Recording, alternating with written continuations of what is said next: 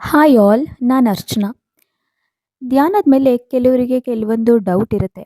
ಏನು ಅಂದರೆ, ಧ್ಯಾನ ಮಾಡೋರೆಲ್ಲ ಸನ್ಯಾಸಿಗಳಾಗಿ ಹೋಗ್ತಾರೇನೋ, ಅಥವಾ ಧ್ಯಾನ ಮಾಡ್ತಾ ಮಾಡ್ತಾ ಅವ್ರ ಇಮೋಷನ್ಸ್ ಎಲ್ಲ ಸ್ಟಾಪ್ ಆಗಿ ಅವರು ಎಲ್ಲದ್ರ ಮೇಲೂ ಇಂಟ್ರೆಸ್ಟ್ ಕಳ್ಕೊತಾರೇನೋ, ಭಾವನೆಗಳೇ ಇಲ್ಲದೆ ಇರೋ ಥರ ಆಗ್ತಾರೇನೋ ಅಂತ ಭಯಪಡ್ತಾರೆ. ಆದರೆ ಅವರು ಇಮೋಷನ್ಸ್ ಲೆಸ್ ಆಗಲ್ಲ. ಯಾವುದು ಸರಿಯಾದ ಇಮೋಷನ್ಸ್, ಯಾವುದು ಸರಿ ಇಲ್ಲದ ಇಮೋಷನ್ಸ್ ಅಂತ ಡಿಸ್ಕ್ರಿಮಿನೇಷನ್ ಮಾಡೋಕ್ಕೆ ಧ್ಯಾನ ನಮಗೆ ತುಂಬ ಹೆಲ್ಪ್ ಆಗುತ್ತೆ. ಧ್ಯಾನದಿಂದ ಭಾವನೆಗಳನ್ನು ಸರಿಯಾದ ರೀತಿಯಲ್ಲಿ ಅರ್ಥ ಮಾಡ್ಕೊಳ್ಳೋ ವಿಸ್ಡಮ್ ನಮ್ಮದಾಗತ್ತೆ. ನಮಗೆ ಬರೋ ನೆಗೆಟಿವ್ ಇಮೋಷನ್ಸಿಂದ ಬೇಗ ಓವರ್ಕಮ್ ಆಗೋಕ್ಕೆ ಧ್ಯಾನ ನಮಗೆ ತುಂಬ ಹೆಲ್ಪ್ ಆಗುತ್ತೆ.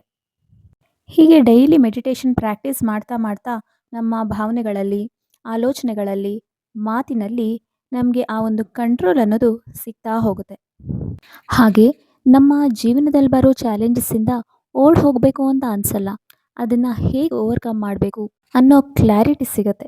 ನಮ್ಮ ಸಹಜವಾದ ಉಸಿರನ್ನ ಅಬ್ಸರ್ವ್ ಮಾಡ್ತಾ ಮಾಡ್ತಾ ನಮ್ಮ ಮೈಂಡ್ ಮೇಲೆ ನಮಗೊಂದು ಕಂಟ್ರೋಲ್ ಸಿಗುತ್ತೆ.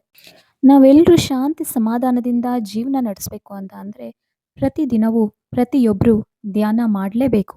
Thank you so much.